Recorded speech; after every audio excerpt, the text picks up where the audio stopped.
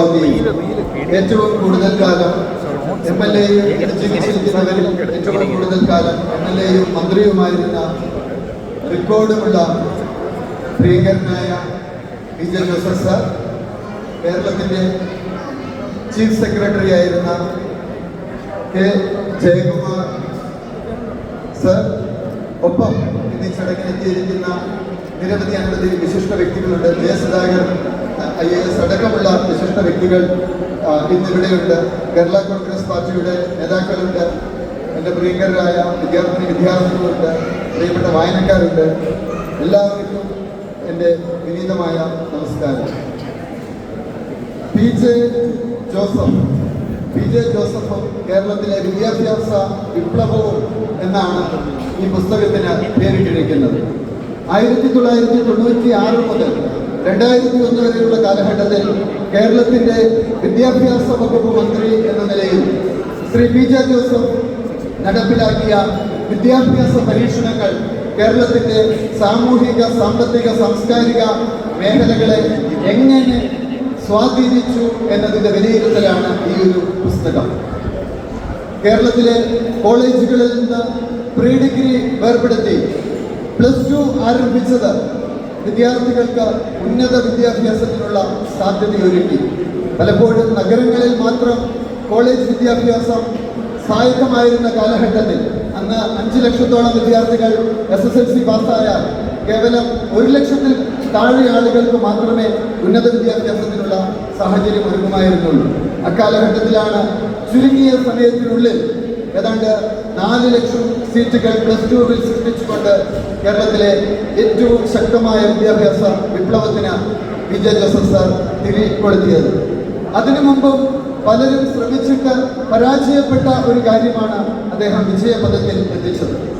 ഇന്ന് നമ്മൾ ഈ ചടങ്ങ് നടത്തുന്ന നിയമസഭാ മന്ദിരത്തിൻ്റെ പൂർത്തീകരണം 12 വർഷമായി തുടങ്ങിക്കിടന്ന നിയമസഭാ മന്ദിരം പൂർത്തീകരിച്ചത് PJ ജോസഫ് സാറായിരുന്നു. പക്ഷേ നമ്മളുടെ ഈ പുസ്തകത്തിൽ അദ്ദേഹം വിദ്യാഭ്യാസ വകുപ്പ് മന്ത്രി എന്ന നിലയിൽ നടപ്പിലാക്കിയ പ്രധാനപ്പെട്ട ആശയങ്ങളും പദ്ധതികളും നയങ്ങളും കേരളത്തിൻ്റെ സാമൂഹിക സാമ്പത്തിക മേഖലകളെ എങ്ങനെ സ്വാധീനിച്ചു എന്നാണ് കാണുന്നത്. അക്കാലഘട്ടത്തിൽ സാറിനൊപ്പം വിദ്യാഭ്യാസ സെക്രട്ടറി ആയിരുന്നു K ജയകുമാർ സാർ. DPI ആയിരുന്നു ലിഡ ജേക്കബ് മേഡം.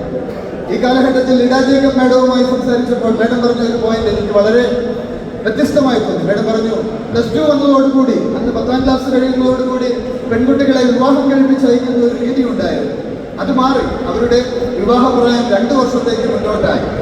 +2 പാസ്സായപ്പോൾ പെൺകുട്ടികൾ പറഞ്ഞു, ഞങ്ങൾക്ക് കോളേജിൽ പോകണം, നഴ്സിംഗ് അടക്കമുള്ള പ്രൊഫഷണൽ കോഴ്സുകൾക്ക് പോകണം. അങ്ങനെയുള്ള ആ ശ്രമമാണ് പിൽക്കാലത്ത് വിദേശ രാജ്യങ്ങളിൽ തൊഴിൽ നേടുന്നതിന് സഹായകരമായി തീർന്നത്. അങ്ങനെ കേരളത്തിൻ്റെ സാമ്പത്തിക മേഖലയിൽ കേരളം ഇന്ന് കാണുന്ന സാമ്പത്തിക വികസനത്തിലേക്ക് കൂടി എത്തിക്കുവാൻ PJ ജോസഫ് സാറിന് സാധിച്ചു. ഇന്ന് കേരളത്തിൽ കൊട്ടിഘോഷിക്കുന്ന ഒന്നാണ് പ്രവേശനോത്സവങ്ങൾ. ജർമ്മനി സന്ദർശിച്ചപ്പോൾ അവിടെ കണ്ട പ്രവേശനോത്സവങ്ങളാണ് കേരളത്തിൽ ആദ്യമായി സ്കൂളുകളിൽ പ്രവേശനോത്സവം സംഘടിപ്പിക്കുവാൻ PJ ജോസഫ് സാറിനെ പ്രേരിപ്പിച്ചത്.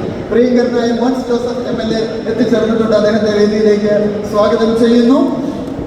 അങ്ങനെ വ്യത്യസ്തമായ ഒട്ടനവധി പദ്ധതികൾ ഭിന്നശേഷിക്കാരായ വിദ്യാർത്ഥികൾക്ക് വേണ്ടി ചങ്ങനാശ്ശേരിയിൽ കലോത്സവം സംഘടിപ്പിക്കുന്നു. ഇതിനപ്പുറം നമ്മൾ നോക്കുകയാണെങ്കിൽ ആ കാലഘട്ടത്തിൽ ആയിരക്കണക്കിന് വിദ്യാർത്ഥികളാണ് ആന്ധ്രയിലേക്കും കർണാടകയിലേക്കും തമിഴ്നാട്ടിലേക്കും ഒക്കെ ഉന്നത വിദ്യാഭ്യാസത്തിന് പോയിരുന്നത്. കേരളത്തിൽ സ്വാശ്രയ മേഖലയിൽ കോളേജുകൾ അനുവദിക്കുവാനുള്ള വിപ്ലവാത്മകമായ തീരുമാനമെടുത്തത് PJ ജോസഫ് സാറിന്റെ നേതൃത്വത്തിലാണ്. അങ്ങനെ എണ്ണിയാൽ ഒടുങ്ങാത്ത അത്രയും കാര്യങ്ങൾ, ഒരു പുസ്തകത്തിന് തന്നെ ഹേതുവാക്കുന്ന തരത്തിലുള്ള നയങ്ങൾ അദ്ദേഹം നടപ്പിലാക്കി എന്നുള്ളതാണ് ഒരു വിദ്യാഭ്യാസ വകുപ്പ് മന്ത്രി എന്ന നിലയിൽ അദ്ദേഹത്തെ വ്യത്യസ്തനാകുന്നത്. 1959 ശേഷം നടന്ന ഏറ്റവും വലിയ പരിഷ്കരണമായിരുന്നു അത്. ഇന്ന് ഈ വേദിയെ ധന്യനാക്കുന്ന പ്രിയങ്കരനായ PJ ജോസഫ് സാറിനെ ഏറെ സ്നേഹത്തോടെ ബഹുമാനത്തോടു കൂടി ഈ വേദിയിലേക്ക് സ്വാഗതം ചെയ്തുകൊള്ളുന്നു. അടുത്തതായി സ്വാഗതം ആശംസിക്കുവാനുള്ളത് ഇന്നിവിടെ മുഖ്യപ്രഭാഷണം നടത്തുന്ന ഈ പുസ്തകത്തിന്റെ അവതാരിക എഴുതിയ K ജയകുമാർ സാറിനാണ്. വ്യത്യസ്ത കർമ്മ മേഖലകളിൽ കഴിവ് തെളിയിച്ച വ്യക്തിത്വം. ചന്ദന ലേപസുഗന്ധം, ചൂടിയ താരോ എന്ന് തുടങ്ങുന്ന പാട്ട് മുതൽ 60ഓളം ഗാനങ്ങൾ, പുസ്തകങ്ങൾ, എഴുത്തുകാരൻ, കവി, ഗാനരചയിതാവ്, കേരളത്തിന്റെ മുൻ ചീഫ് സെക്രട്ടറി, ഇപ്പോൾ Thiruvithamkoor Devaswom board president, institute of management and ഗവേണൻസിന്റെ ഡയറക്ടർ, എങ്ങനെ കർമ്മ മേഖലകളിൽ വൈവിധ്യമാർന്ന റോളുകൾ കൈകാര്യം ചെയ്ത് തൊട്ടതെല്ലാം പൊന്നാക്കുന്ന വ്യക്തിത്വത്തിന്റെ ഉടമ കൂടിയാണ് ജയകുമാർ സർ. എൻ്റെ ആദ്യത്തെ പുസ്തകത്തിന് അദ്ദേഹം ചീഫ് സെക്രട്ടറി ആയിരുന്ന കാലഘട്ടത്തിൽ അതിന്റെ പുതിയ പതിപ്പ് വന്ന് ഒരു അവതാരിക എഴുതി തരാമോ എന്ന് ചോദിച്ചാണ് ഞാൻ സാറിനെ ആദ്യമായി സമീപിക്കുന്നത്. അന്ന് യാതൊരു മടിയും കൂടാതെ ഒരു ദിവസം രാത്രി 11:30 സാറിനെ വിളിച്ചു. പുസ്തകത്തിനെ കുറിച്ച് കുറച്ച് കാര്യങ്ങൾ കൂടി ചോദിച്ചു. പുസ്തകത്തിന് അവതാരിക എഴുതുന്നത്. അതിലും എനിക്ക് ഏറ്റവും സന്തോഷമുള്ള ഒരു കാര്യം, ഞാൻ സ്ഥാപിച്ച അബ്സല്യൂട്ട് IAS അക്കാദമിയുടെ ഉദ്ഘാടനവും നിർവഹിച്ച അദ്ദേഹമാണ്. അങ്ങനെ ഒരുപാട് സന്തോഷമുണ്ട് അദ്ദേഹത്തെ ഈ ചടങ്ങിൽ മുഖ്യ പ്രഭാഷകനായി ലഭിച്ചത്. ഈ പുസ്തകത്തിന് വിജയ് ജോസഫ് സാറിനൊപ്പം നിന്നുകൊണ്ട് ആ വിദ്യാഭ്യാസ വിപ്ലവത്തിന് എല്ലാ പിന്തുണയും നൽകിയ വ്യക്തിത്വം അദ്ദേഹത്തെ ഈ വേദിയിലേക്ക് സ്വാഗതം ചെയ്തുകൊള്ളുന്നു. അടുത്തതായി സ്വാഗതം ആശംസിക്കുവാനുള്ളത് കേരളത്തിലെ കരുത്തുറ്റ നിയമസഭാ സാമാജികരിൽ ഒരാളായ മോൻസ് ജോസഫ് സാറിനാണ്. കടുത്തുരുത്തിയുടെ MLA എന്നതിനപ്പുറം കേരളത്തിന്റെ മുൻ PWD മിനിസ്റ്റർ എന്നുള്ള രീതിയിലും ഒട്ടനേകം സംഭാവനകൾ കേരളത്തിന്റെ പൊതുസമൂഹത്തിന് വേണ്ടി ചെയ്യുവാനും നടപ്പിലാക്കുവാനും അദ്ദേഹത്തിന് സാധിച്ചു. ഉക്മയുടെ മികച്ച MLAക്കുള്ള അവാർഡ് അടക്കം നിരവധി പുരസ്കാരങ്ങൾ നേടിയിട്ടുള്ള അദ്ദേഹത്തെയും ഈ വേദിയിലേക്ക് ഏറെ സ്നേഹ ബഹുമാനത്തോടെ സ്വാഗതം ചെയ്യുന്നു. അടുത്തതായി സ്വാഗതം ആശംസിക്കുവാനുള്ളത് ഈ പുസ്തക പ്രകാശന ചടങ്ങ് നിർവഹിക്കുന്ന കേരള നിയമസഭയുടെ അനിഷേധ്യനായ സ്പീക്കർ ശ്രീ AN ഷംസീറിനാണ്.